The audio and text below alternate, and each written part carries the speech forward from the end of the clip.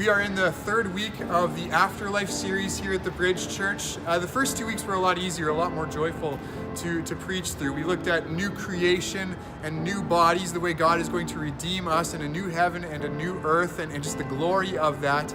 But this past week at the Bridge, we looked at the flip side of that. We looked at the bad news that really shows how good the good news is. And the bad news is that apart from God's grace, apart from receiving that grace, we will be a party to this eternal judgment that we read about in the New Testament. Call it hell, call it everlasting destruction, call it the blackest darkness. The New Testament uses all kinds of terms to talk about it, but what the Bible tells us, what we looked at, is that this is where we end up apart from God's grace.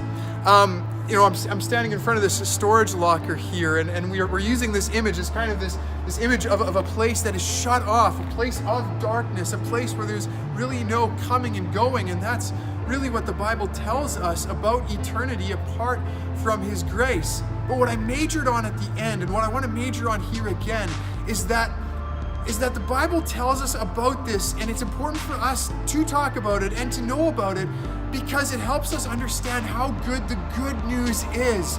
That this is what God has saved us from, that He has saved us from an eternity apart from Him, which we would be in because of our sin, except that Jesus took our sin upon Himself. He saved us. He rescued us from this.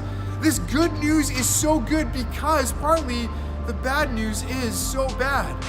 You see, I want you to know eternity with the Lord. I want my loved ones, I want everybody I talk to know eternity with the Lord, to have their hearts softened and humbled, even by this difficult topic, to be able to put their faith in Jesus.